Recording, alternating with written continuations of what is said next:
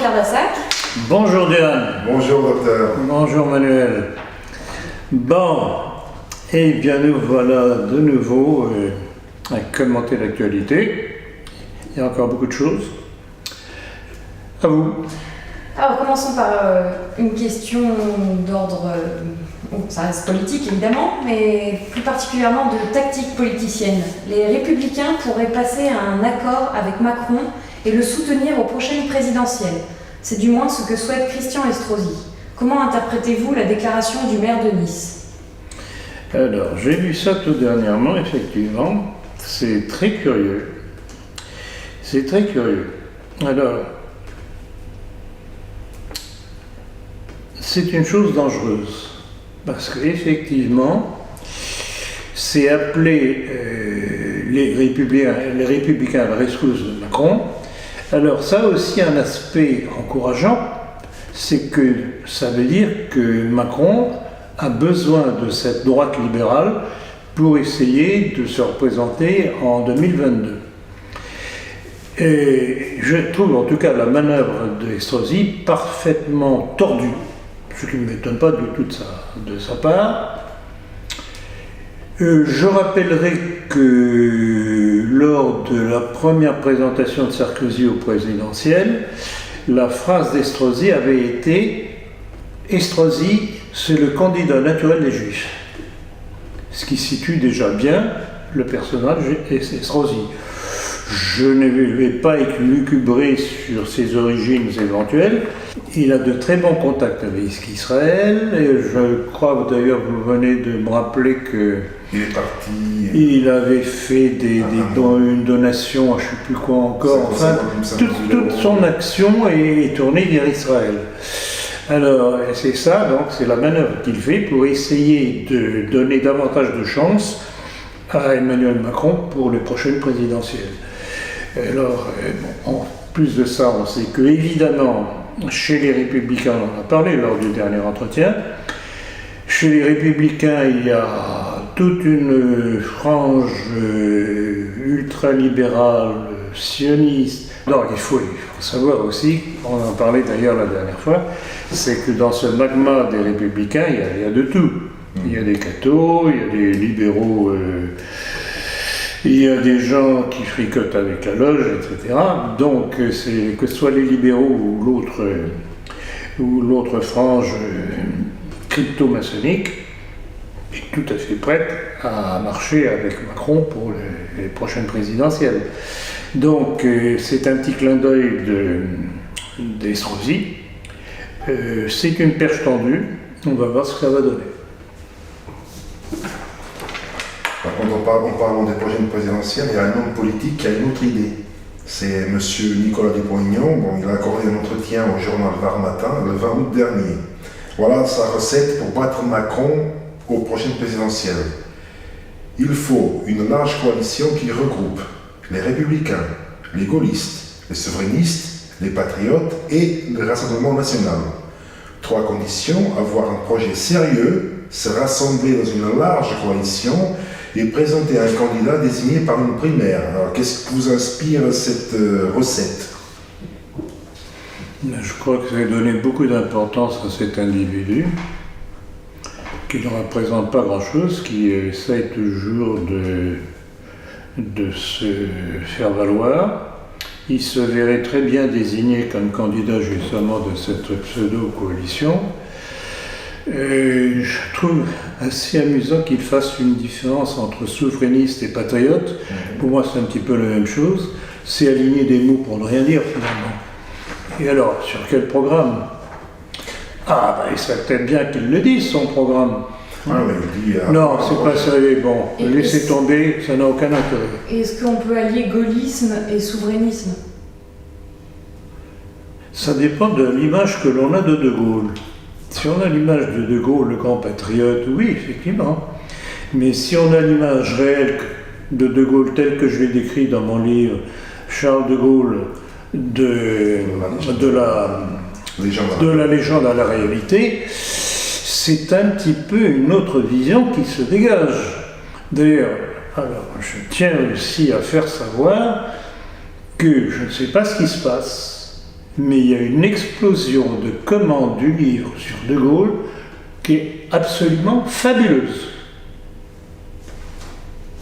Je ne sais pas. Alors, je crois qu'on en a parlé déjà la dernière fois. Je crois qu'il y a plusieurs éléments qui ont joué. Il y a le fait incontestablement qu'on se soit mis sur eBay, qui donne certainement une plus grande visibilité. Il y a aussi certainement, je dois rendre hommage à Jérôme Bourbon à ce sujet-là, le grand entretien qu'il a passé dans Rivarol. Où justement c'était pour l'anniversaire de Gaulle, le 18 juin. Bon, la fumisterie du 18 juin. Donc il y a eu ça aussi. Et puis, il y a, je crois, le fait que nos entretiens, vidéoconférences, etc., ont de plus en plus de visibilité, n'en déplaise à certains.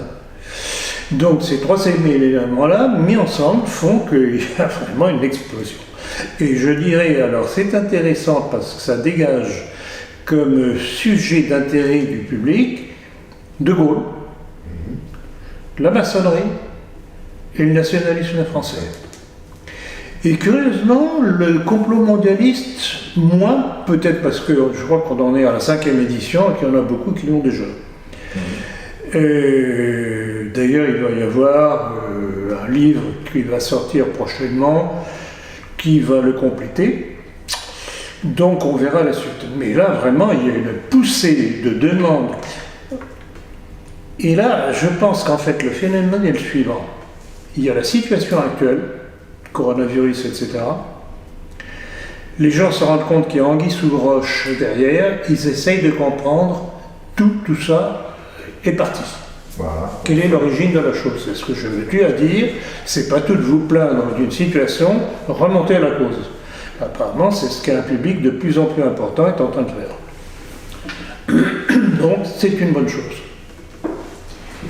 En Mediapart a révélé le 24 août dernier que Jean Castex aurait bénéficié, 3 jours après son arrivée à Matignon, de l'arrêt d'investigation judiciaire portant sur la gestion de déchets dans la communauté de communes Conflans-Canigo, dans les Pyrénées-Orientales, qu'il présidait jusqu'à sa nomination au poste de Premier ministre.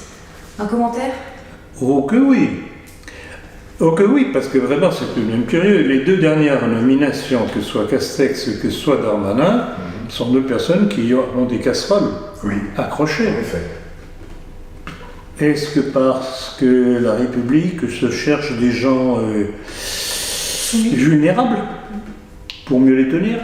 Oui.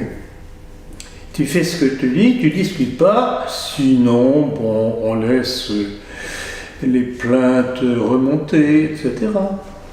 C'est tout de même très curieux. C'est ça la République. Alors, là, il y a monsieur machin chouette. Castex. Non, pas Castex, Dupont-Aignan, qui dit projet commun, etc. Pour la République. Ben voilà la République, ce que c'est. Alors justement, les enquêtes soupçonnées concernant Jean Castex, les enquêteurs soupçonnaient plusieurs infractions au code de l'environnement, donc pollution, et au code du travail illégal. Une source proche du dossier rapporte l'abandon des investigations a été brutal et inexpliqué. Ah mais on peut l'expliquer, non? C'est M. Macron. Voyons, ça coule de source. Il suffit de remonter à l'Élysée. M. Macron a remis un coup d'arrêt. Voilà ce qu'est la République, pour ça qu'on dit République. Alors, le tribunal administratif de Strasbourg a suspendu l'arrêté municipal qui rendait le port du masque obligatoire dans le centre-ville. Dans sa décision, le juge des référés estime que l'obligation du port du masque est une ingérence dans l'exercice du droit au respect de la vie privée, au sens de l'article 8 de la Convention européenne de sauvegarde des droits de l'homme et des libertés fondamentales. Souhaitez-vous commenter cette décision du tribunal ?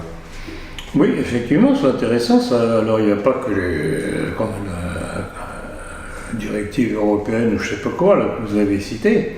C'est tout simplement anticonstitutionnel. Tout simplement. Ce gouvernement, enfin ce pouvoir macronien, prend des décisions sans tenir compte de la Constitution. C'est une atteinte à la liberté du citoyen, point à la ligne.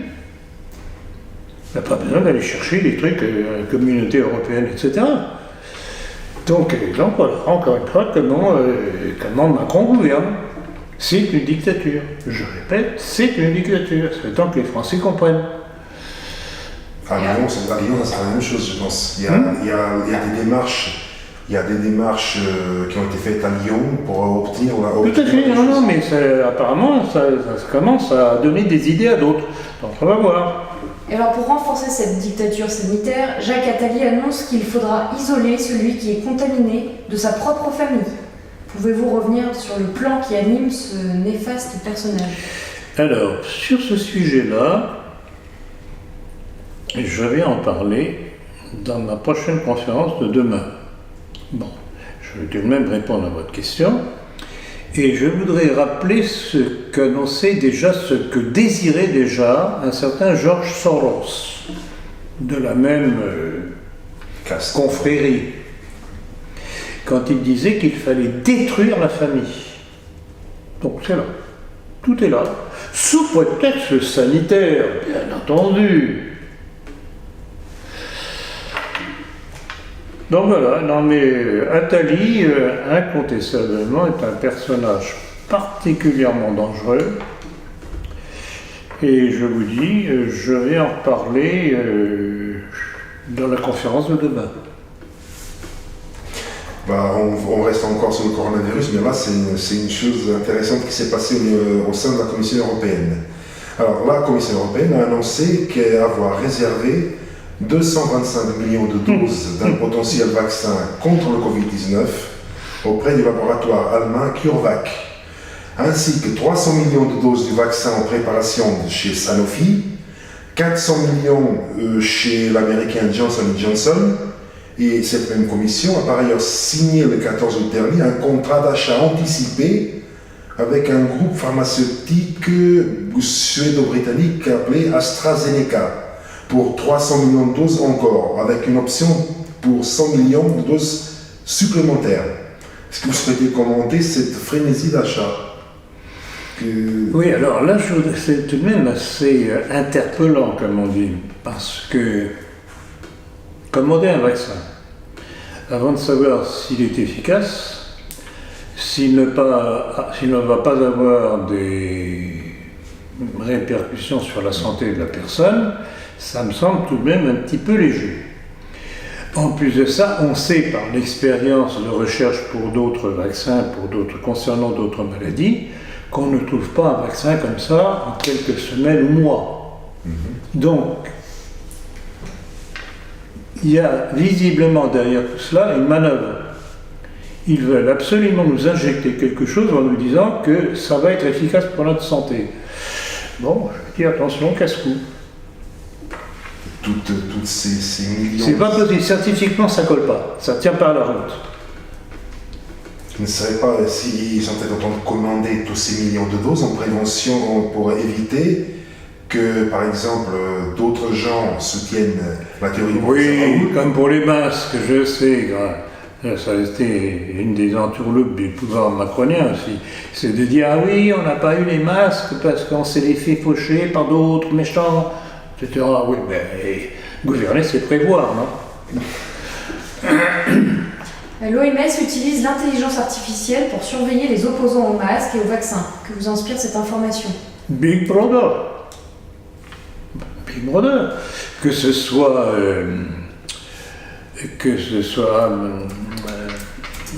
Bill Gates.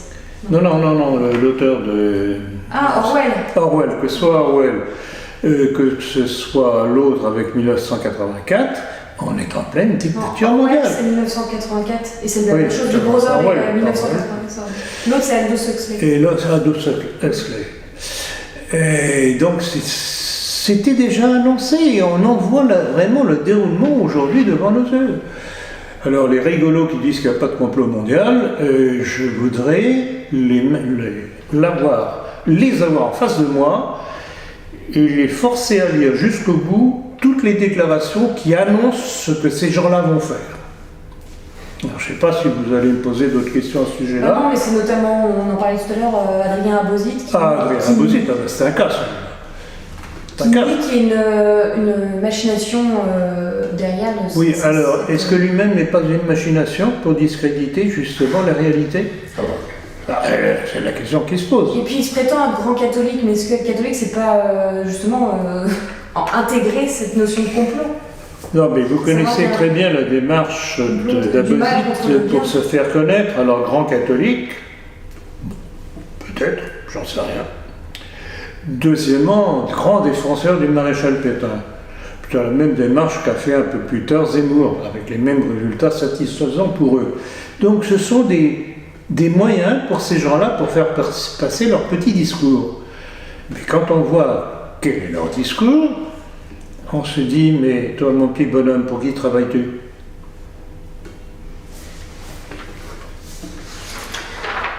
Est-ce que vous pouvez revenir sur l'interdiction de l'hydroxychloroquine, puis la levée de cette interdiction en catimini? Tout à fait. Bon, on en a parlé, je crois, la dernière fois dans le... Oui. Donc c'était... ça venait de sortir, je crois qu'on en a parlé la dernière fois. Et c'est très intéressant. Alors, petit rappel historique.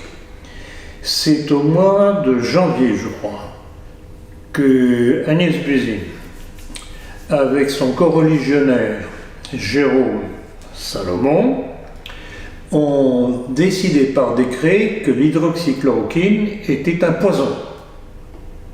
Donc, bannissement de l'hydroxychloroquine, qui existe depuis, je crois, près de 70 ans environ, qui a soigné différentes maladies, dont la malaria, sans que des gens soient morts les uns après les autres d'une pandémie. Bon. Donc c'est tout de même curieux qu'on interdise un médicament qui a fait ses preuves, y compris dans d'autres maladies. C'était comme si on voulait, au moment où Agnès Buzyn a dit, rappelez-vous, dans son entretien au Monde, qu'elle avait prévenu le président Macron et le Premier ministre Édouard Philippe de ce qui allait arriver, etc. Dans le même temps où elle faisait savoir qu'elle savait ce qui allait arriver, elle privait les Français du seul médicament actuellement que l'on connaisse qui ait pu sauver des vies, comme l'a démontré le professeur Raoult. D'où tous les misères, tous les poux dans le crâne qu'on cherche au professeur Raoult. D'ailleurs, il est menacé de radiation. Alors, la menace de radiation n'est pas récente. J'ai vu qu'il y a une nouvelle demande de radiation qui a été faite.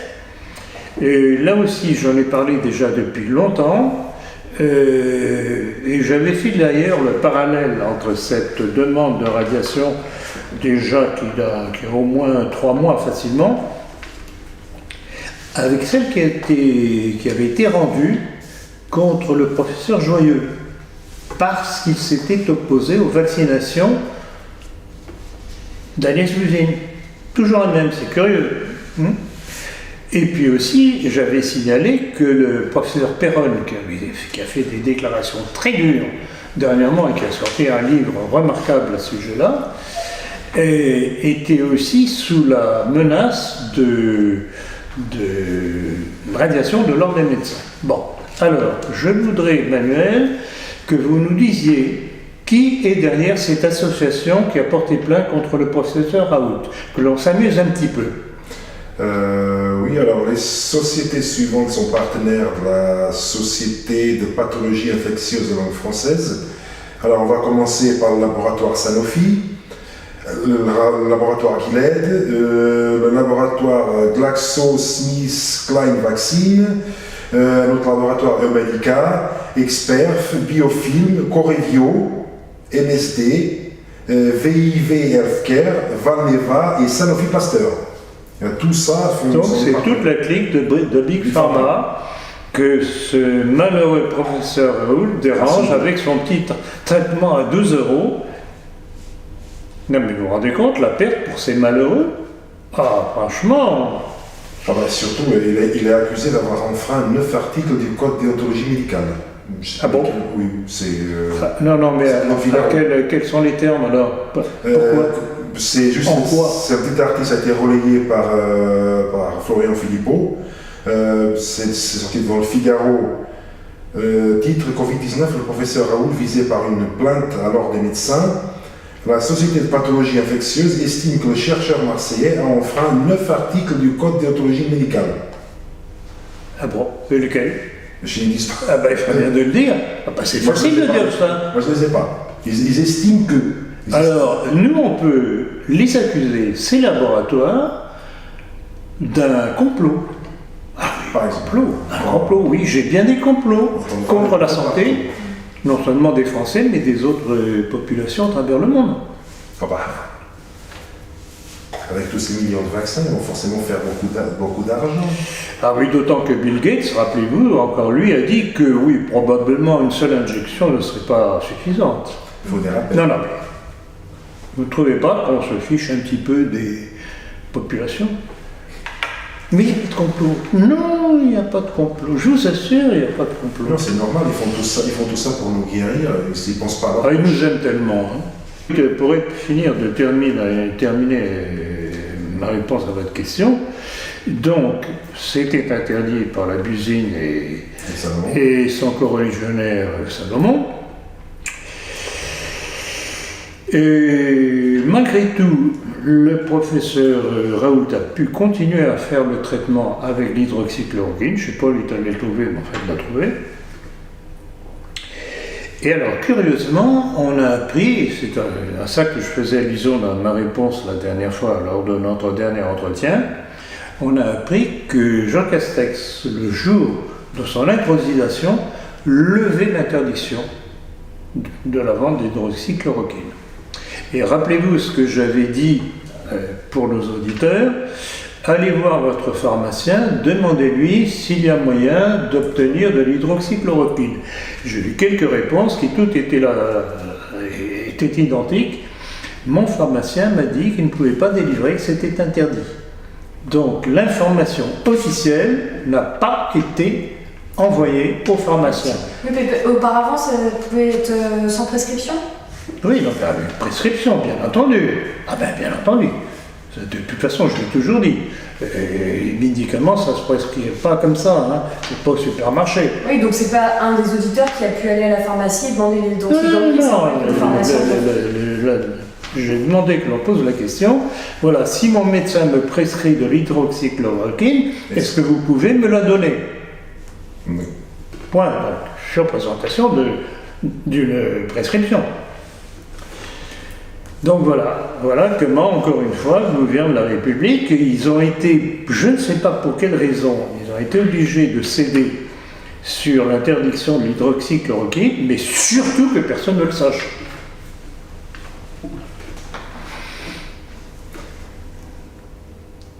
On va passer à un autre sujet qui est passé un peu en silence, on va dire. Il y a 63 tombes qui ont été profanées au cimetière de Lannemezan. Oui, on se détail. Il n'y a pas d'inscription particulière, mais il y a eu des dégâts très importants, donc beaucoup de tout ce qui était en marbre cassé. Mais écoutez, mon cher Emmanuel, remplacer les croix chrétiennes par des étoiles de David, là il y aurait une visibilité. Il y aurait un déplacement du Premier ministre, du Président de la République. Non, mais c'est ça la République, voyons. Mais d'ailleurs, aux informations, souvent quand ils montrent les profanations de cimetières, ils mettent donc cimetière juif, cimetière musulman, Et on dernier cimetière chrétien, alors que ça Non, l'est. non, écoutez, et cimetières municipaux. Ils mettent même pas chrétien. Il n'y en a pas. Et la chrétienté n'existe plus, c'est bien connu. C'est Non, révélateur. mais voilà, ça révèle ce qu'il y a de sous-jacent derrière cette République.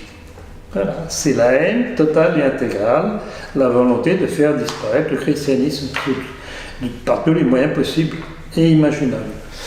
Selon un sondage IFOP, 74% des musulmans de moins de 25 ans font passer leurs convictions religieuses avant la République. Y a-t-il une leçon à tirer de ce constat? Évidemment, c'est la leçon que les chrétiens devraient en tirer. J'aimerais voir le même genre de sondage pour les jeunes chrétiens. Il n'y a plus de chrétiens. Non, c'est le peu qui reste. Est-ce que ces sondages, est-ce qu'on peut en croire à ce résultat? Oui. Est-ce qu'on peut se dire que les gens qui ont répondu sont des vrais musulmans ou pas? S'ils sont des déracinés que vous citez souvent. Admettons que ce soit vrai, ce que je voulais dire dans ma réponse, c'est admettons que ce soit vrai, on souhaiterait que ce soit la même réaction du côté des catholiques. On va passer à la prochaine. On va laisser les gens réfléchir à votre réponse. Dans une tribune dans le magazine Marianne, Natacha Polony a écrit le suivant. La France paye aujourd'hui l'abandon de son école. Elle le paye économiquement, elle qui ne peut plus se prétendre une nation d'ingénieurs et de techniciens. Professeurs, nous avons besoin que vous retrouviez cette fierté d'œuvrer pour la nation, et en particulier pour ses enfants les plus fragiles. Nous avons besoin que vous soyez persuadés que chaque jour de transmission des savoirs est un jour essentiel de progrès des Lumières. Est-ce que vous souhaitez commenter les dires de Madame Polony? Elle est très ambiguë, cette femme. Parfois, elle dit des choses pas mal, intéressantes, et sa déclaration en partie est intéressante. Mais pourquoi cette allusion aux Lumières? Je vais vous dire tout de suite. C'est le passe-droit. Ah oui, c'est le sésame. C'est le sésame. Lumière. Alors, je dis, le début de sa déclaration, rien à redire, tout à fait raison. Mais si elle n'a pas compris que la volonté de la République aujourd'hui est de créer des générations d'abrutis, de gens sans aucune mémoire nationale de leur histoire, et absolument incapables de concevoir quoi que ce soit. Elle parle d'ingénieurs et d'architectes, etc. À continuer à fabriquer des imbéciles comme aujourd'hui, à l'école, avec M. Blanquer. Parce que c'était déjà dans les faux principes des Lumières, ces idées-là. En fait. Et de toute façon, moi je soupçonne Mme Polony d'être un maçon sans tablier. Maçon et je pense aussi sioniste. Parce qu'elle, par exemple, elle a animé... D'ailleurs, Polony... Ça vient de Pologne? Non, peut-être pas, mais... non, par exemple, elle a animé un colloque à la Grande Loge de l'Alliance maçonnique française, par exemple, avec Alexandre Adler. Oui, mais justement... Tous ces gens. Rappelez-vous ce que j'avais dit la dernière fois, mais j'attends qu'une loge m'invite du fait de mes travaux sur la maçonnerie. Comment c'est-elle qu'elle soit invitée? Je ne vois pas d'inconvénient à ce qu'elle soit invitée, mais pourquoi je ne suis pas invité, moi? Ah, c'est curieux. Pourquoi? Aurait-il peur que je leur mette sous les yeux leur propre texte? Non, mais voilà, vous voyez comment j'aime bien raisonner par l'absurde. Je pense que j'ai tout de même une certaine visibilité quand on voit tout de même les dizaines de milliers de gens qui à chaque occasion regardent nos vidéos. Bon, ça représente tout de même un certain poids. Et puis surtout, il y a une démonstration au sujet de la maçonnerie, au sujet de la démarche juive mondialiste. Alors, on m'insulte, ça ne me dérange pas particulièrement, mais si on m'insulte sans m'inviter pour débattre, c'est qu'on a peur de ce que je pourrais dire devant un public ignorant. Donc je trouve ça très intéressant. Cette question au sujet de Polony donc permet de développer le sujet. Donc vraiment j'attends qu'on m'invite. Voilà, ça risque pas d'arriver, je pense. Pourquoi le CRIF ne m'invite pas? Parce que vous êtes peut-être persona non grata. Bon, ça coûte quand même 900 €. Ah, il pourrait peut-être essayer de me convaincre, non? Non, et je pense qu'il préfère exclure carrément. Donc, ça vous adhérez dès le début, alors c'est un cas perdu. Le ministre de l'économie Bruno Le Maire a affirmé sur RTL que d'ici 2 ans, l'économie française devrait avoir retrouvé son niveau d'avant la crise. Pour cela, le ministre a affirmé « Je souhaite que les Français dépensent ». Souhaitez-vous commenter ce souhait du ministre? Et serait-ce efficace? Dépenser. Alors, le problème, bon, je comprends, il n'a pas tort, en fait, il n'a pas tort. Le problème, c'est que si les Français, du fait de la crise, n'ont pas dépensé, c'est par peur de l'avenir. Quand on ne sait pas de quoi l'avenir sera fait, bonne vieille expression qui veut bien dire ce que ça veut dire, on essaie de ne pas dépenser, on s'assure des réserves. Alors, il est évident que si on ne réinjecte pas de l'argent dans l'économie, ça gêne le redépart de l'économie. Enfin, il n'y a pas que les petites économies des Français pour que marche un État. Il y a l'action de l'État lui-même. Or, l'action de l'État lui-même est contraire justement au développement de l'économie française. Donc, c'est bien gentil ces déclarations du petit Le Maire. Mais c'est culpabiliser une fois de plus les Français. Voilà. C'est de votre faute. Exactement, bravo Diane, tout à fait. C'est pas de notre faute, c'est de votre faute. Ce sont des pervers, ces gens-là, et rappelez-vous tout de même que la destruction systématique de l'agriculture, de notre industrie de pointe, entre autres, au bénéfice de l'étranger, pour nous rendre dépendants, je regrette beaucoup, c'est pas avec les économies des petits Français qu'on va remettre la machine en marche. Tout part de l'État. Donc si ça ne marche pas, c'est la faute de l'État. Puis quelles économies, la plupart des Français, il faut qu'ils Alors, quand on entend que Madame Brigitte Macron a voulu changer son service de table, a voulu redécorer un des salons d'apparat de l'Élysée. Ça a coûté quelques centaines de millions d'euros. Et ceci, et ceci, et cela. Qui donne l'exemple. Il donne l'exemple. Ça, je ne sais plus, je me disais peut-être qu'il y a un ministre qui a dit qu'il fallait dépenser parce que les Français, pendant le confinement, ils ont épargné je ne sais pas combien.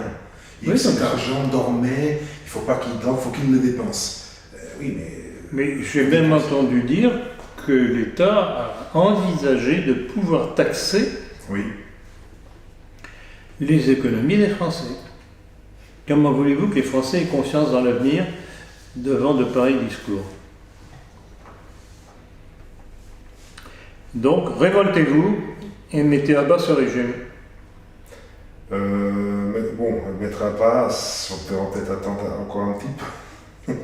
Alors, il y a eu une réaction aux Hearst qui ont opposé les forces de l'ordre et des groupes de Maghrébins à Paris pendant et après le fameux match de Paris Saint-Germain à la Ligue des Champions. C'est Michel Onfray, il a accusé le pouvoir d'acheter la paix sociale au profit d'une guerre civile. Il s'étonne de la manière dont la situation a été gérée par les forces de l'ordre. Je cite, il a dit « Je vois bien que les gilets jaunes se font fortement tabasser par les forces de l'ordre, mais pas là. Monsieur Onfray estime que le pouvoir sait très bien que s'il est répressif, la violence va augmenter. » Est-ce que vous souhaitez commenter? Son truc est intéressant, c'est d'ailleurs un très curieux personnage, Onfray. Il fait des déclarations tout à fait intéressantes. Et à côté de ça, on se dit, mais il a compris ou il n'a pas compris? Il peut être très contradictoire. Mais il enfonce des portes ouvertes, là. C'est évident que la République ne veut pas toucher à l'immigration. Ne va pas toucher au trafic de drogue dans les quartiers. Et alors, Onfray pense que c'est par peur. Oui. Ça peut être pour une autre raison aussi. C'est que ça fait partie de la destruction de la société, par la drogue. Petit rappel au protocole du Sage de Sion, entre autres. Donc, en fait, on tire sur les petits Français, mais on ne tire pas sur les dealers et sur les casseurs. Et je voyais encore dernièrement un journaliste, je crois, qui évoquait le danger qui pourrait venir d'autodéfense de la part des Français. Mais ça va devenir nécessaire. Et regardez ce qui se passe aux États-Unis. Exactement. Exactement. C'est pour ça, rappelez-vous, je l'ai dit, inscrivez-vous dans des clubs de tir pour pouvoir avoir légalement une arme chez vous. Voilà, c'est vrai, il a raison sur ce point quand il dit que le pouvoir sait très bien que s'il est répressif, Ça a augmenté. Alors, souvenez-vous des émeutes de 2000. Oui, mais bien entendu. Le problème, c'est que plus on laisse faire, plus ça empire. Oui. Donc, un jour ou l'autre, ça va péter, ça va saigner. Pour ça, je vous dis, armez-vous. Le problème, c'est que ça fait longtemps qu'ils laissent faire. Donc, les gens sont installés. Mais c'est fait exprès. Pourquoi croyez-vous qu'en dépit de cette population criminogène, puisque tout de même, on nous parle des attentats islamistes, etc., si réellement ce sont des attentats islamistes, on essaye de ne pas faire entrer, encore et toujours, aujourd'hui, encore plus, une cadence environ 100, 150 000 par an. Il y a un problème là, c'est donc qu'il y a une volonté derrière, qu'il y a un complot. Voyons. Et je l'envoie à la gueule de ceux qui disent que Ploncard ne parle que de complot. Eux, quand ils disent qu'il n'y a pas de complot, sont des complices du complot. N'est-ce pas, M. Rissen? N'est-ce pas, M. Abovit? Pour qui travaillez-vous? Le magazine Valeurs Actuelles a représenté la... Et entre autres, la liste n'est pas exclusive. Pardon, Diane. Oui, il n'y a pas que Rissen et Abovit qui nient le complot. Lesquin. Orion. Entre autres. Le magazine Valeurs Actuelles a représenté la députée Obono en esclave noire enchaînée, ce qui a provoqué les foudres médiatiques et politiques. Souhaitez-vous ajouter un... Bon, j'avoue, entre nous, je n'ai pas suivi l'affaire, parce qu'il y a des choses plus importantes que ça. Alors, faites-moi un petit topo là-dessus, j'essaierai de vous répondre. Valeurs Actuelles a fait un feuilleton estival, comme il fait à chaque fois, et dans une des parties, ça parlait de l'esclavage en Afrique, et il y avait une image d'Obono caricaturée, et elle portait effectivement une chaîne, et voilà, c'était pour Valeurs Actuelles dénoncer le fait que les Africains n'avaient pas été neutres dans la traite négrière. L'esclavage, tout à fait. Et qu'eux-mêmes avaient été... Non mais c'est évident. Oui, vous avez eu comme collaborateur à la traite des Noirs, vous avez eu les armateurs juifs et les trafiquants d'esclaves arabes. Pendant 15 siècles. Et justement, certaines tribus africaines également. Oui, tout à fait, mais justement, les musulmans sont des Africains quand même. Bien sûr, vous disiez... Et d'ailleurs, j'en avais parlé, je crois, dans le dernier entretien. Et je crois que j'avais attiré l'attention sur le fait que la famille Traoré descendait justement d'esclavagistes. Alors on vient nous faire tout le cinéma sur les Noirs, les Noirs, les Noirs. Moi, je respecte les gens, quelle que soit leur couleur. Simplement, je cesse de les respecter le jour où ils se comportent comme des sauvages. D'ailleurs, ce jour-là, ils sont ni noirs, ni blancs, ni autre chose, ce sont des sauvages. Et les sauvages, on les élimine.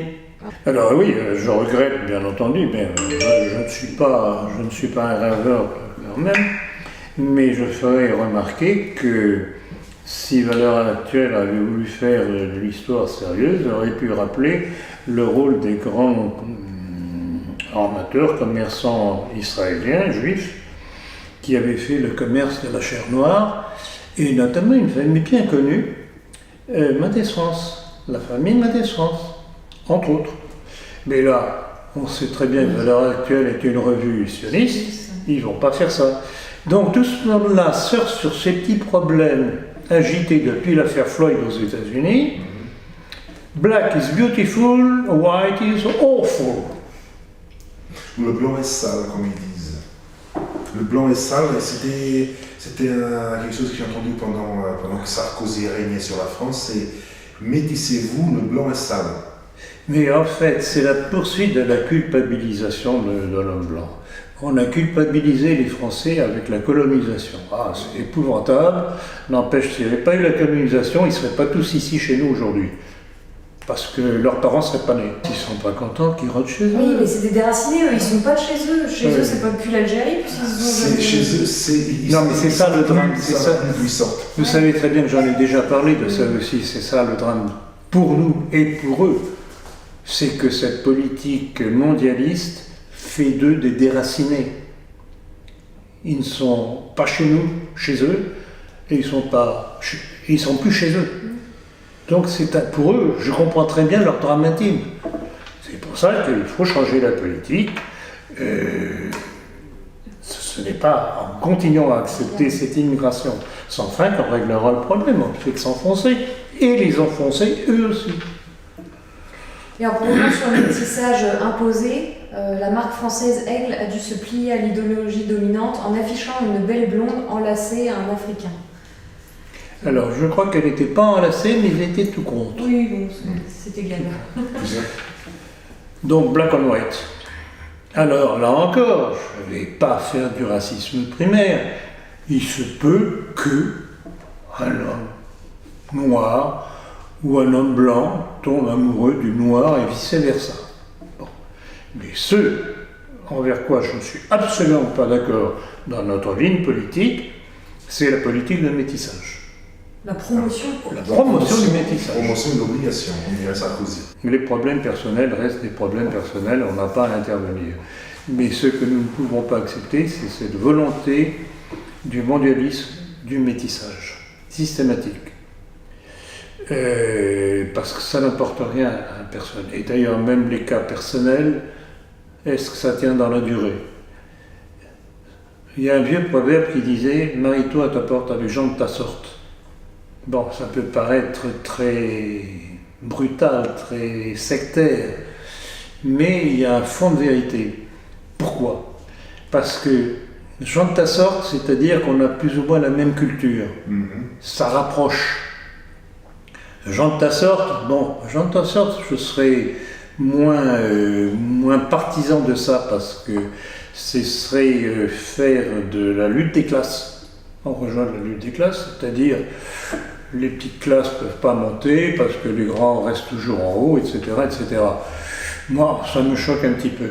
Mais là aussi, dans la mesure où on n'a pas la même éducation, quand on connaît tout de même les difficultés de vie d'un couple, il ne faut pas rajouter des problèmes raciaux en plus. Certain. Et alors, quel intérêt auraient les mondialistes à promouvoir le métissage? Faire perdre la notion d'identité, tout simplement. La destruction des racines nationales.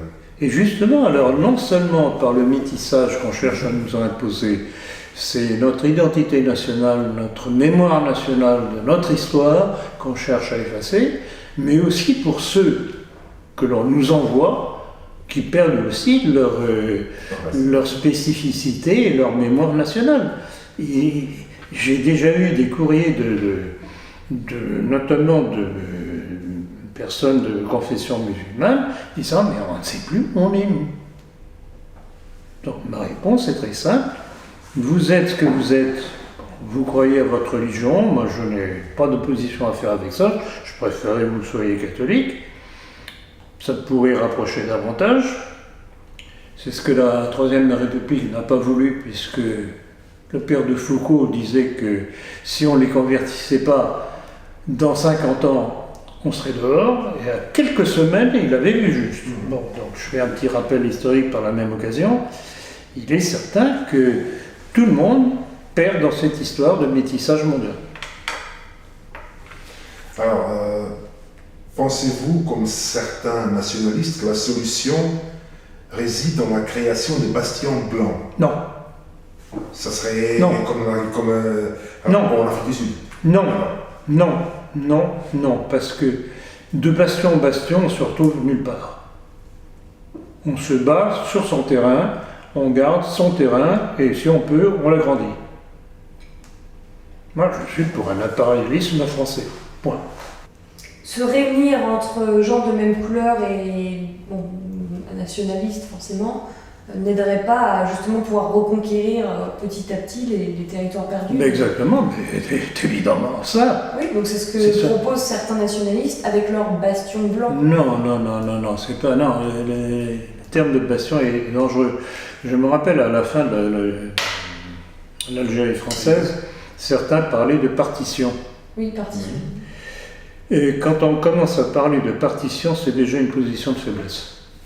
Ah.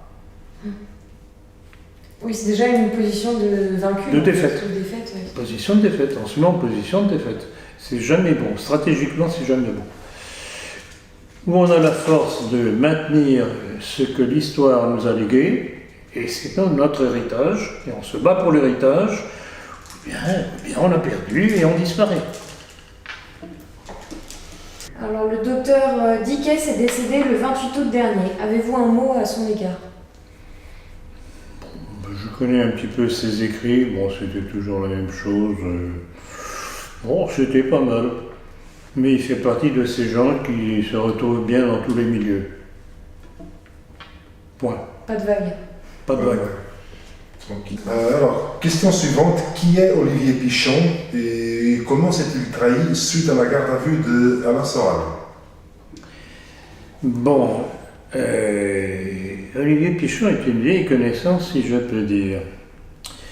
Je l'avais accroché à une certaine époque parce qu'il avait partie de ces individus comme Bernard Anthony, comme Serge de Beketch, comme Lescun aussi, je crois me souvenir, comme toute une série de gens de nos milieux qui avaient soutenu les thèses gnostiques des abbés de Tanoarn et Célier. Apparemment, il se plaint que je l'ai insulté, je ne l'ai jamais insulté, j'ai mis en garde, je me suis plutôt étonné de leur prise de position favorable à ces abbés, du fait de leur position gnostique, ce qui serait démonstratif tout de même soit d'une non-connaissance de ce qu'est la gnose et des dangers de la gnose, soit d'une complicité. Alors, si M. Pichon estime que c'est une injure envers lui, je regrette beaucoup, ce n'est pas une injure, je mettais en garde simplement.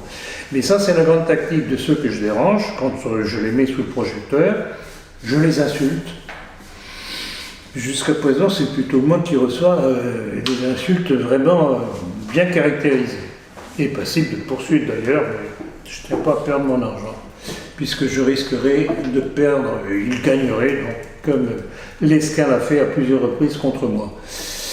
Alors, en plus de ça, j'avais creusé un petit peu le personnage de Pichon, et si je ne me trompe, il aurait des origines maranes espagnoles, ce qui expliquerait sa compatibilité avec Bernard Anthony et compagnie.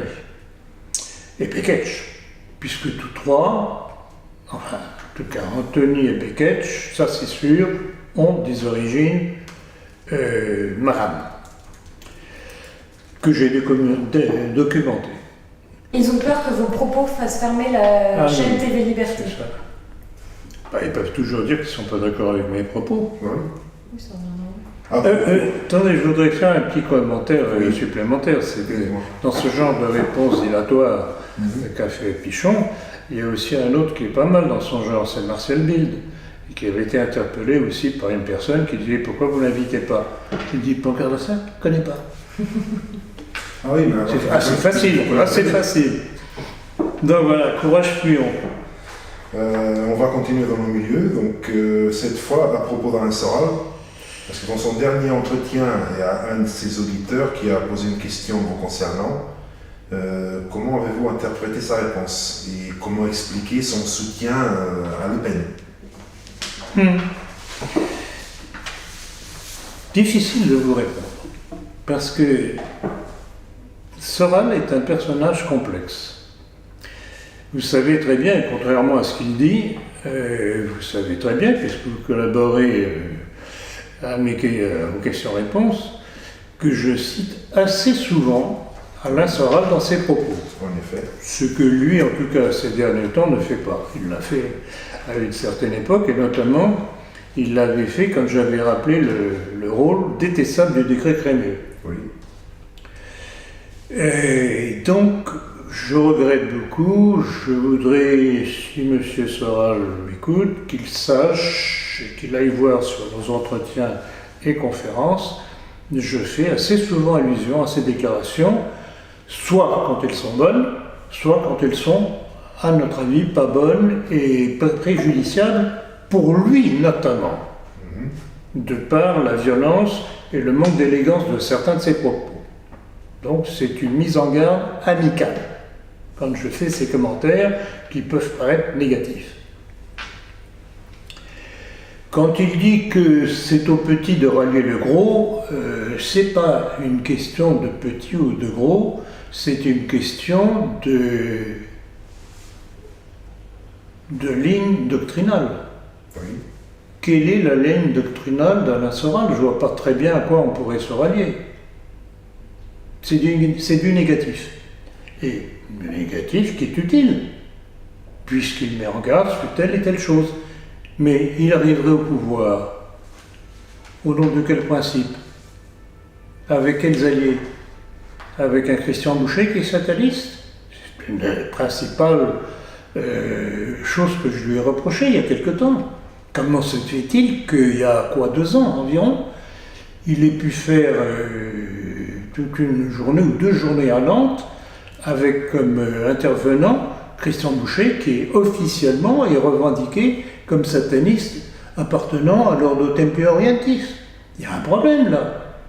Donc, pour ça que je vous disais que répondre à Soral est toujours difficile, parce qu'il a des aspects positifs et des aspects particulièrement dérangeants. Alors, son gaullisme, son lepénisme, etc., quand on sait qui était De Gaulle, et je renvoie encore une fois à mon livre sur De Gaulle, et qui était Le Pen, et je renvoie au livre Histoire d'une trahison concernant Le Pen, ou bien il fait ça parce qu'il pense que c'est porteur et rentable financièrement, mais moi je ne mange pas de cette soupe.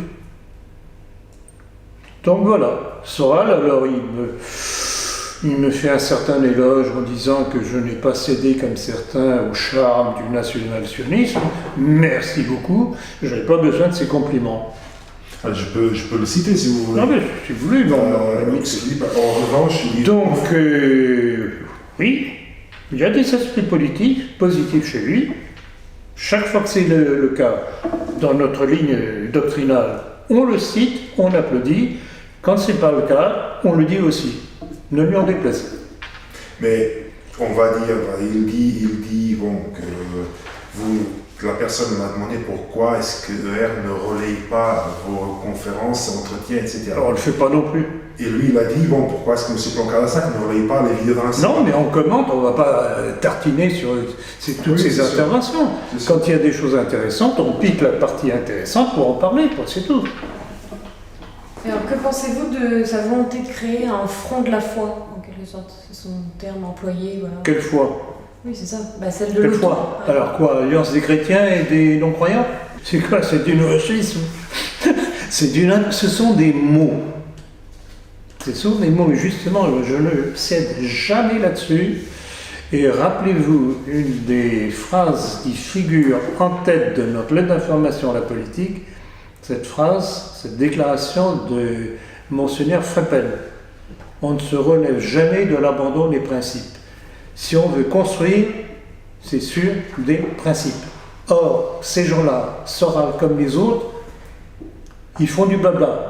Quels sont leurs principes? J'aimerais les connaître. Sur quoi baseraient-ils leur action politique s'ils étaient au pouvoir? Nous, on a une ligne directrice, on a une doctrine. C'est pour ça que j'ai écrit ce livre qui s'appelle Le nationalisme français. Tout un chacun peut se référer à ça, c'est clair, c'est net, c'est basé. J'ai rien inventé, j'ai repris que la ligne. Votre père avait écrit les doctrines du nationalisme. Et mon père avait écrit les doctrines du nationalisme. Tout ça, on est, je l'ai dit souvent, nous sommes des transmetteurs. Nous n'avons rien à inventer, nos aînés ont déjà bien défini la chose, on a une ligne doctrinale, et j'aimerais que ceux qui font beaucoup de vent, dissidence, etc., le mot dissidence d'ailleurs m'insupporte, ça ne veut rien dire. Se dire nationaliste en définissant ce qu'est le nationalisme, ça veut dire quelque chose, c'est du positif. Ça parle aux gens. Et d'ailleurs, ceux qui nous rejoignent de plus en plus venant de tous les horizons possibles, c'est parce qu'ils se rendent compte que c'est un socle solide. Mais alors, son terme de front de la foi... Là encore, ce sont des mots. Oui, non, mais... Quelle foi? Quelle foi? Son terme de front de la foi semble coller avec une certaine stratégie. Front de la foi avec son sataniste Christian Boucher. Laissez-moi terminer. C'était dans l'idée que musulmans et chrétiens allions-nous contre le judaïsme mondialiste. Mais c'était ce que disait également, je ne sais plus quel musulman au Vatican. Oui, je sais très bien. C'est la formulation qui me semble bizarre. Là. Et front de la foi. Non, c'est le front face à un ennemi commun, chacun gardant sa foi. C'est totalement différent. Vous voyez la différence? Moi, ce que je prône, c'est l'alliance avec tous ceux qui souffrent de la démarche mondialiste, qu'ils soient bouddhistes, qu'ils soient musulmans ou ceci. Peu importe, simplement, on est face à un danger commun, on s'allie face à ce danger commun. Il n'y a pas de front de la foi là-dedans, je regrette beaucoup. Mais c'est l'ennemi commun. C'est du n'importe quoi, c'est de la tour de Babel. Le mondialisme est contre les religions et surtout la religion catholique. Contre les nations surtout. Contre les nations. Contre tout dans les nations, parce que les nations sont eux-mêmes traductrices et porteuses d'une certaine tradition, à la fois politique et à la fois religieuse. Donc, en fait, ce que veut le mondialisme, c'est l'homme uniforme, sans aucune mémoire, n'étant qu'un simple consommateur des multinationales, c'est tout. En résumé, c'est ça. Et derrière tout ça, la main qui dirige le monde, dont je parlerai demain. Alors vous aviez repéré aussi une certaine incohérence entre ses propos sur l'humanisme et la chrétienté? Tout à fait. Tout à fait. Le terme humanisme est un terme tout de même d'origine maçonnique. C'est un des camouflages de la démarche maçonnique. Et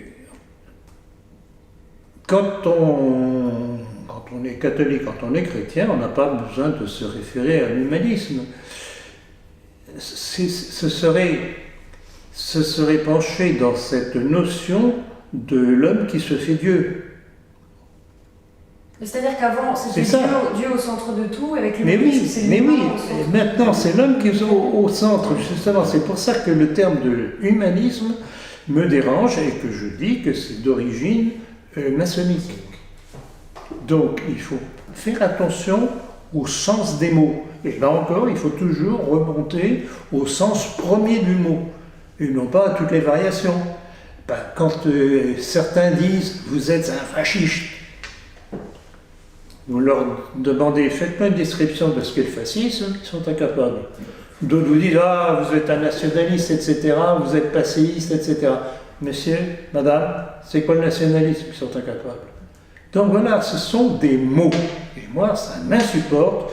J'en ai par-dessus la tête de cette bande de dissidents qui alignent des mots qui ne veulent rien dire, qui ne sont pas porteurs d'un message politique.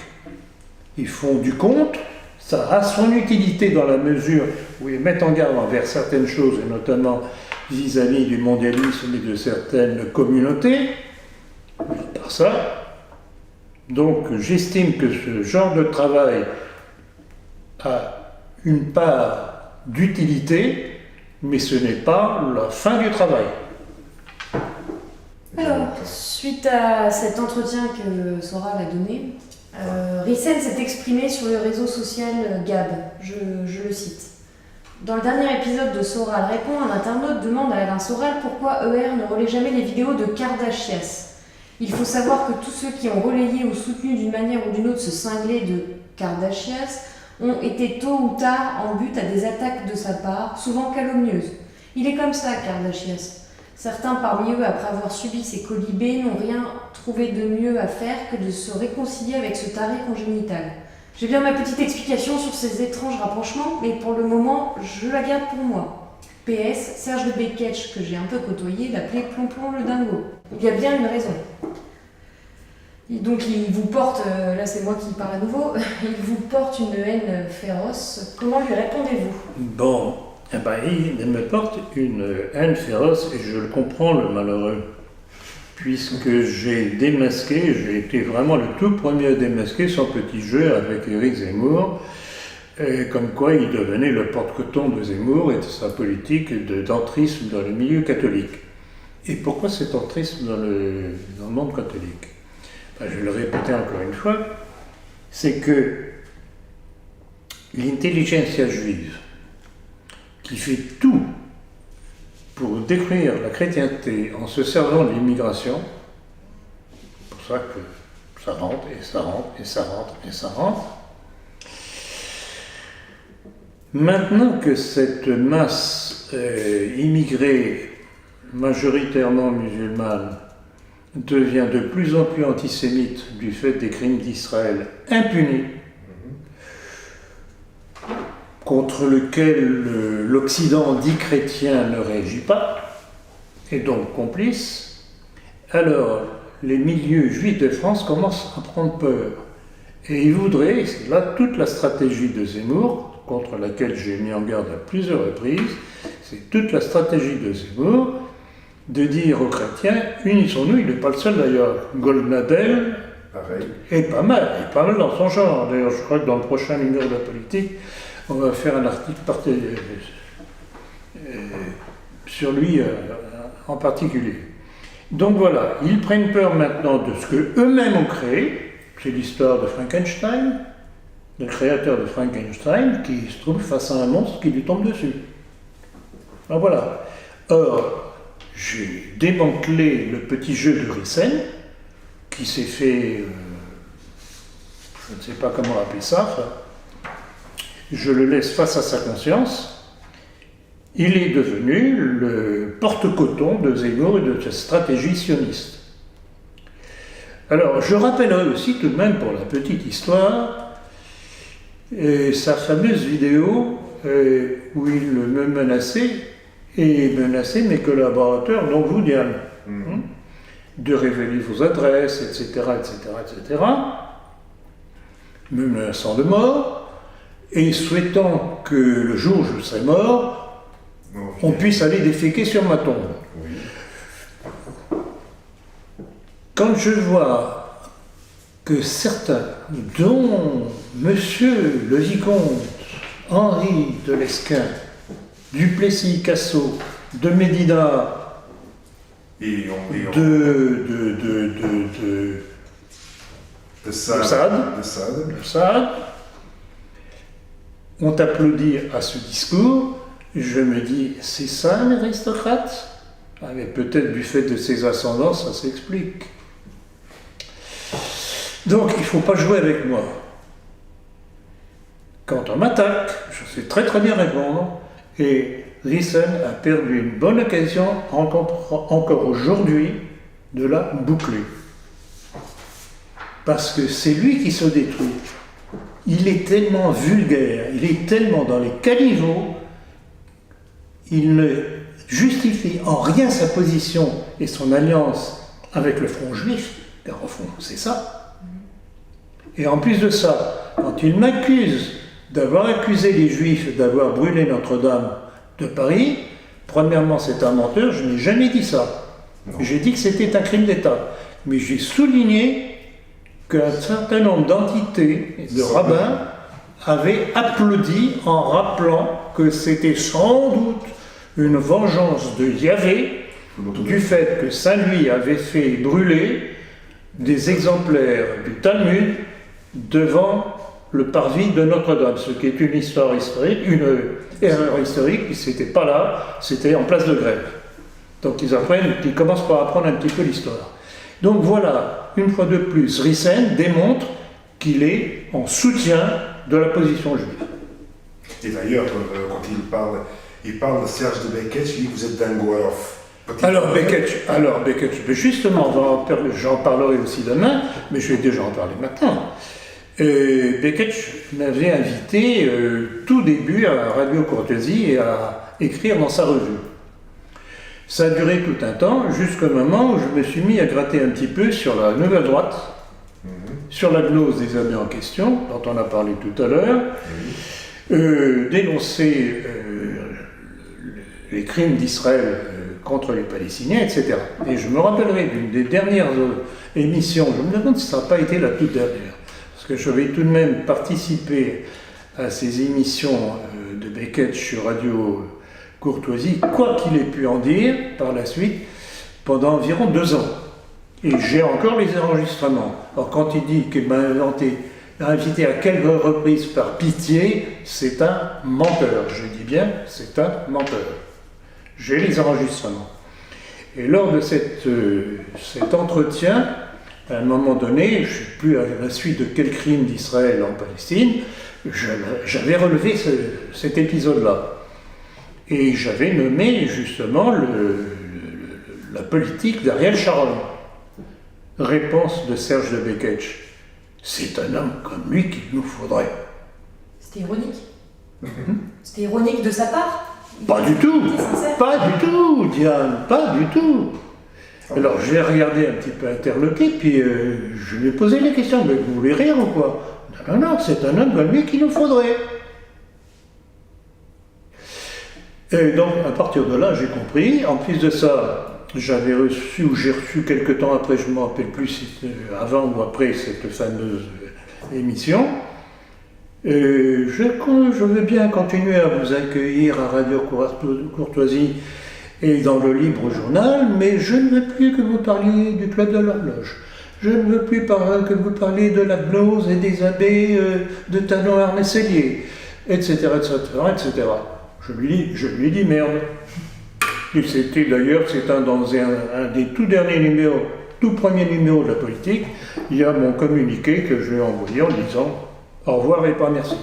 D'ailleurs, je vais vous envoyer. Donc voilà pourquoi, pour répondre à cette référence de Rissen à Beketch, il me traite de dingo. En plus de ça, grâce à un de mes correspondants, j'avais appris que le mot Beketch a une signification en hébreu. Beketch en hébreu veut dire longue redingote. Donc Beketch est un nom juif. Donc voilà pourquoi. Et d'ailleurs, j'ai eu une irritation à un moment donné, dommage, je crois que je ne l'ai pas gardé, ou je ne sais pas ce que l'ordinateur sur lequel je l'avais, j'ai pas pu garder le document. Comme quoi il me traitait de tous les noms possibles et imaginables, mais il ne répondait pas à la question. Un peu comme Rissen. Mais alors, Beketch vous accuse et dit que vous l'avez menacé de dire aux gens de se désabonner de son journal si ne vous invitez pas. Mais je vais vous envoyer le lien. Jamais de la vie. Bon, il est certain que dans la mesure où je démasquais Beketch, ça incitait un petit peu à la chose. Mais je ne l'ai jamais dit comme ça. Je suis plus subtil. Et pour revenir sur Hervé Rissen, vous l'avez comparé à raison la dernière fois d'être une sorte de Léo Taxil du 21e. Tout à fait. Ah oui, tout à fait. Ça, je crois que ma comparaison tient la route. Parce qu'il a écrit de nombreux écrits. Exactement, c'est exactement la même démarche qui a trompé ces bons petits catholiques. Donc, pour rappel, Léo Taxil était un membre, je ne sais pas à quel degré exactement, de la maçonnerie, et qui un beau jour publie, je ne sais plus où exactement, une confession disant voilà, je suis maçon, j'ai découvert ce qu'est la maçonnerie en réalité, c'est épouvantable, je vais pouvoir vous faire des révélations sur la maçonnerie, etc., etc. Il s'est mis à tartiner un certain nombre de livres, alors évidemment les milieux catholiques étaient béats, etc., etc. Et puis un beau jour, Taxil a dit bon, je me suis bien moqué de vous. Tout ce que j'ai raconté, c'était des fariboles. La maçonnerie, c'est pas du tout ça, etc., etc., etc. Donc voilà, comparaison que j'ai faite, que vous faites très bien de rappeler, Diane, merci, avec Rissen. Rissen a tartiné sur le judaïsme, etc., etc., etc. Et puis maintenant, il prend leur défense. Parce que c'est un fonds de commerce, c'est juteux finalement, les catholiques. Ah, mais bien entendu, Et tout ce qui peut paraître comme antisémite fait vendre dans nos milieux. Le problème, c'est qu'à un moment donné, à mon avis, il a eu peur, des retombées et il s'est vendu. Il s'est vendu. Et de toute façon, dans ces livres, on n'apprend rien de nouveau. Rien de nouveau. Il n'y a rien de nouveau, c'est du copier-coller, il n'y a rien de personnel. C'est des compilations. Ce sont des compilations. C'est parce qu'il y a beaucoup de personnes qui disent des fois, oh, comment pouvez-vous dire ça va dans les scènes, etc. Lisez ces livres. Je n'ai pas besoin de lire ces livres, je n'apprends rien. D'ailleurs, excuse-moi Manuel, mais mais je peux dire que j'ai lu. Les compilations, ce sont des travaux maçonniques souvent. On compile des textes Tout à de fait. droite et de gauche Tout à sans fait. jamais rien En effet. sortir. Et puis rappelez-vous cette allusion qu'elle m'avait fait à un de mes correspondants qui visiblement était de gauche, ou avait été de gauche, et qui avait connu Rissen dans les milieux de l'ultra-gauche, et qui me disait, mais vous savez, le brusque antisémitisme de Rissen, avec ses livres, à mon avis, vient d'un litige qu'il a eu avec un de nos collègues juifs, et il s'est pris la tête, et il a voulu se venger. Alors, je ne peux pas affirmer la chose, c'est évident, mais c'est tout de même un témoignage de quelqu'un qui a connu Rissen dans les milieux de l'ultra-gauche, juif. Milieu duquel il dit qu'il ne vient pas. Il dit qu'il n'a jamais... Mais oui, mais bien entendu... Non, mais il a dit la chose en disant oui, j'y étais en 1960. 1928. 28, ouais, Or, j'ai une vidéo où il est au micro de Meta TV où il parle qu'il parle de Trotsky, je crois. Trotsky, la figure, etc. Il était un peu discuté d'où il venait. Justement, à mon avis, ces milieux d'ultra-gauche juifs, à mon avis, c'était des milieux trotskistes. Non, mais c'est dans la ligne. C'est dans la ligne. Donc voilà, Rissen, mon petit bonhomme, je comprends que tu passes des nuits pénibles parce que je t'ai mis à poil, mais calme-toi, ce sera mieux pour ta santé. Ça va bien se passer. Question suivante. On passe à l'international cette fois. Jugé par l'importante manifestation qui a eu lieu le 31 août à Berlin, les Allemands semblent très réticents à la dictature du port du masque. Comment expliquez-vous ce réveil du peuple allemand face à la léthargie des Français? Très intéressant. Justement, c'est curieux parce qu'on dit tout de même le peuple allemand très discipliné. Mais là, incontestablement, les premières manifestations dont j'ai entendu parler, et vous aussi d'ailleurs, viennent d'Allemagne, notamment une manifestation monstre à Berlin. Alors, il est évident qu'il y a un élément supplémentaire en Allemagne, mais contrairement à ce que nous avons en France, c'est qu'ils ont un parti qui s'appelle l'Alternative für Deutschland, l'alternative pour l'Allemagne, qui a une composante visiblement, alors il y a plusieurs tendances, une tendance libérale un peu frileuse, mais aussi une tendance quelque peu revancharde. Vous voyez ce que je veux dire? Nostalgique. Et donc ils ont ce parti-là qui est tout de même visiblement d'une autre trempe que ce que nous avons avec le Rassemblement national le péniste, qui en fait ne fait rien. C'est pour ça qu'elle est régulièrement invitée sur les ondes de façon à ce qu'elle apparaisse comme le seul candidat d'opposition à Emmanuel Macron, et que la petite opération qui en 2017 a signé un marché se reproduise en 2022. Donc voilà, c'est ça qui explique la différence. En Allemagne, il y a tout de même un parti qui tient quand même la route et qui téléguide les Allemands, alors qu'en France, on n'a rien. Il y a nous, mais nous sommes tout de même une petite voix. Et d'ailleurs, ce n'est pas une action de masse. Je n'ai jamais voulu que mon action soit une action de masse. Vous savez très bien que ce que je veux, ce que j'ai voulu dès le début, quand j'ai relevé le flambeau de mon père en 2001, c'était de créer une élite politique. Parce que c'est ce qui nous manque depuis l'épuration gaulo-communiste, qui a ravagé les milieux de droite nationalistes. tant qu'on n'aura pas une masse suffisante de cadres formés, on ne pourra pas rêver d'une restauration, quelle qu'elle soit. Oui, donc une rééducation, une formation, une réinformation. C'était d'ailleurs ce que vous souhaitez faire et a voulu faire Salazar toute sa vie. Mais exactement. Tout part de la doctrine. Il y a de bonnes doctrines qui permettent d'épanouir l'homme, il y a de mauvaises doctrines qui le détruisent. Donc il faut faire le choix, et si on veut travailler au bien commun, il faut mettre en valeur les bonnes doctrines. C'est ce que j'essaye de faire pour créer cette élite. Un officier français est accusé d'espionnage au profit de la Russie. Il est notamment poursuivi pour intelligence avec une puissance étrangère portant atteinte aux intérêts fondamentaux de la nation. Pouvez-vous nous en dire davantage ? Bon, je n'en sais pas plus que ce que vous dites là exactement, parce qu'on n'a pas, à ma connaissance, on n'a pas d'autre chose, on n'a pas la motivation exacte, c'est une accusation pour l'instant, de Madame Parly.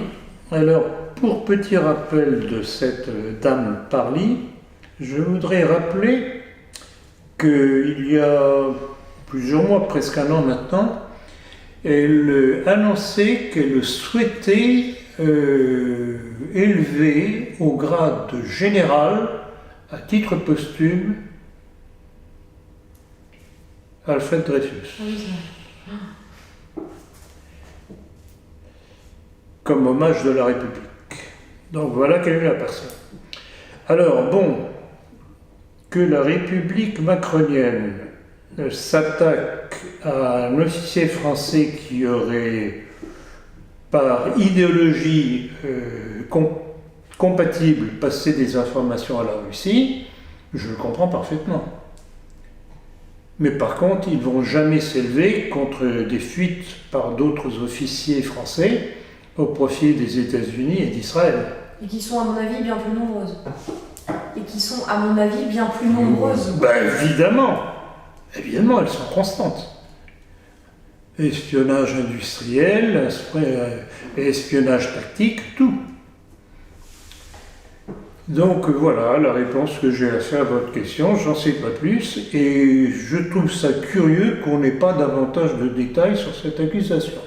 Il suffit par exemple de voir la réaction de plusieurs hommes et femmes politiques quand Snowden a révélé l'affaire Prism, de espionnage des États-Unis envers ce qui sont...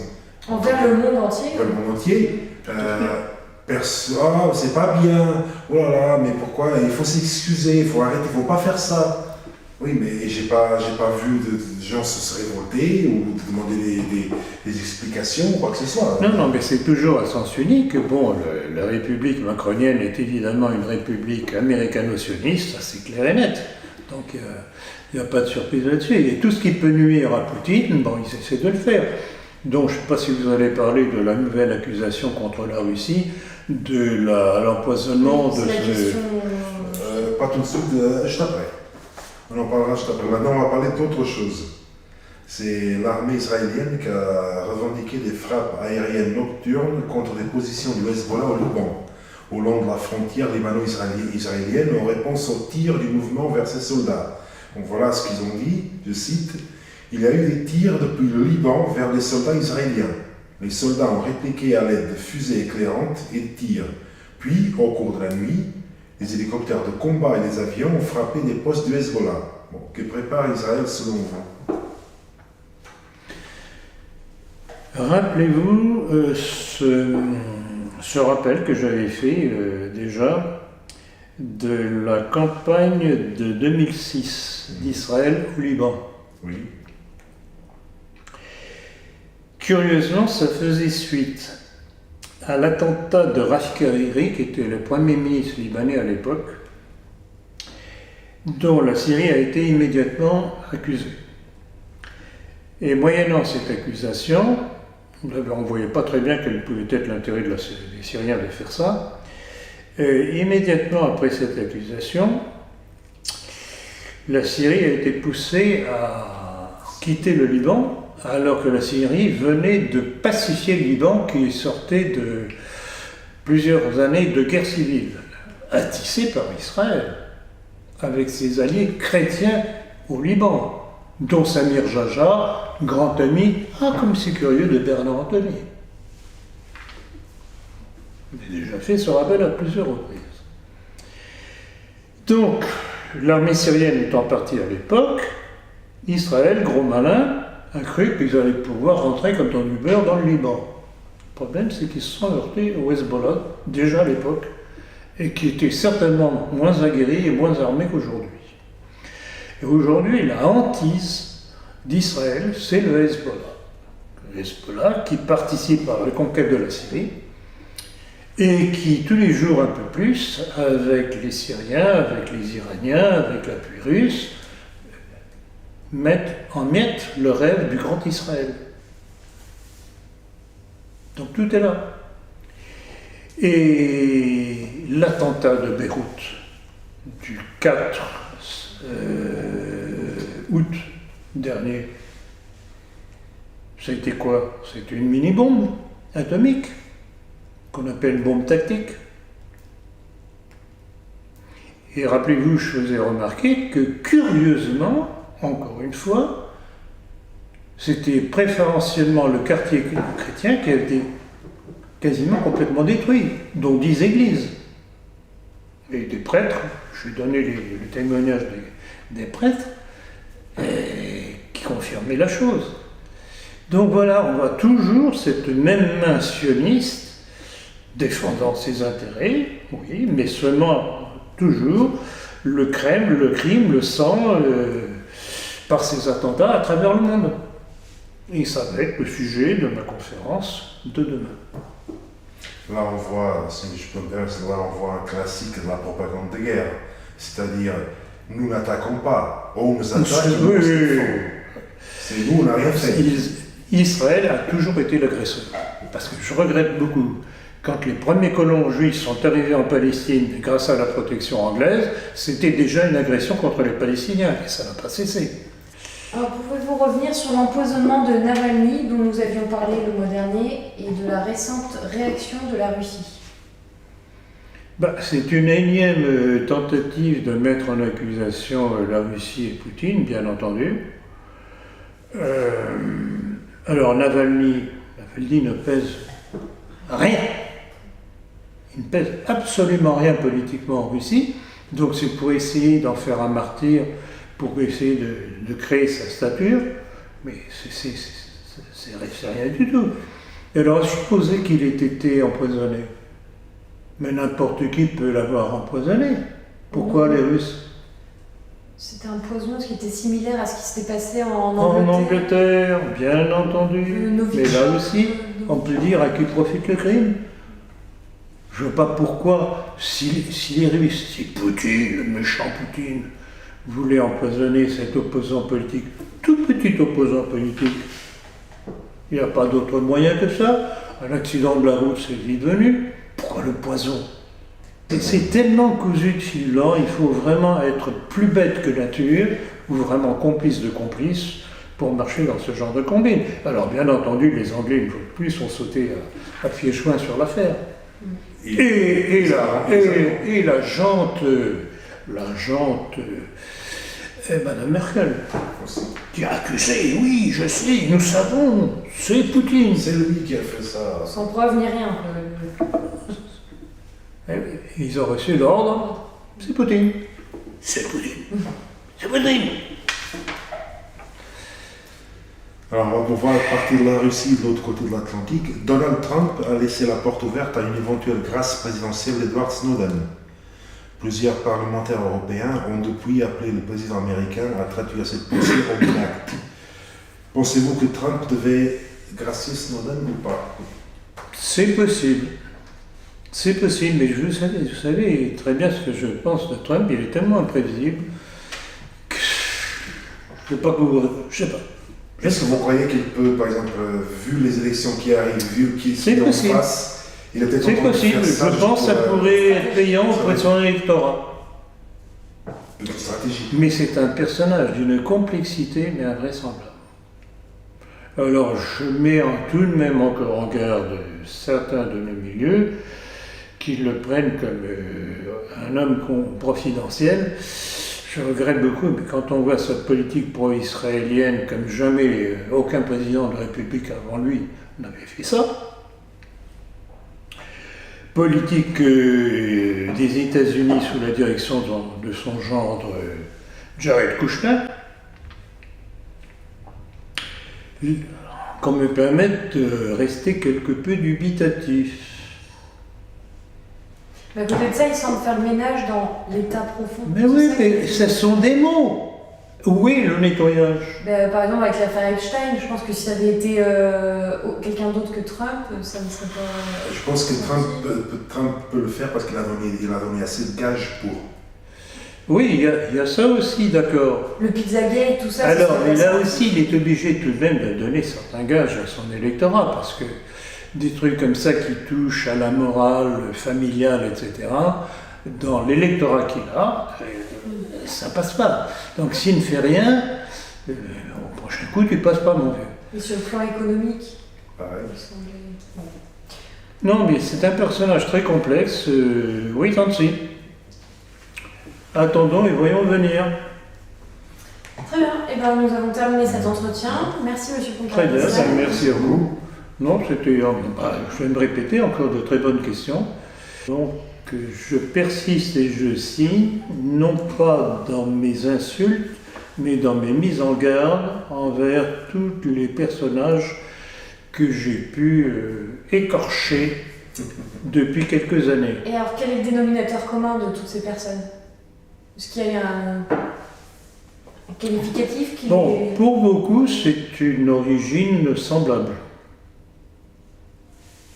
On va vous accuser de voir des juifs partout. Encore une fois. Beckett, Anthony, Lesquin, Pichon, Rissen, puisque dernièrement, un de nos correspondants a affirmé qu'il était d'origine juive. Ouais, mais ça, Il faut pas porter la dire preuve. ça. C'est un correspondant qui l'a dit, c'est pas vous. Oui, c'est bien ce que je dis, c'est un correspondant. Alors, non mais n'importe qui peut l'affirmer. n'importe qui peut l'affirmer. Mais si c'est faux, pourquoi est-ce que Rissen, par exemple dans la réponse qu'il a faite tout à l'heure, enfin hier ou je ne sais plus quand, ne dit pas, voilà, encore une chose, on a médit sur moi, je ne suis pas d'origine juive. Mais pourquoi il dit rien? Non, parce qu'il va se dire, bon, Pourquoi il dit rien? je vais plutôt l'insulter, dire qu'il est dingue, il est dingo, comme ça passera tout. Ah oui, mais ça c'est très simple à dire, hein. Dingo, etc. Mais est-ce que c'est une réponse à ma démonstration et au texte que je sors? Pour lui et ceux qui l'appellent son armée, apparemment, oui, ça suffit. Son armée? C'est celui qui dit qu'il n'a pas, de lecteur, il a une armée. Il a une armée, mais rappelez-vous quand il avait voulu... J'allais y venir. Manifestation, Dites-le, Diane. il avait demandé s'il y avait des volontaires pour venir le défendre et Il faut le garder. faire Il a une armée.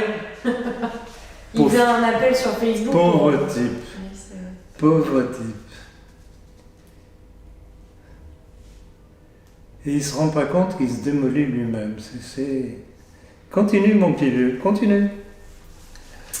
Bon, la suite Voilà, du bon, épisode. sur ces bonnes paroles, on arrête.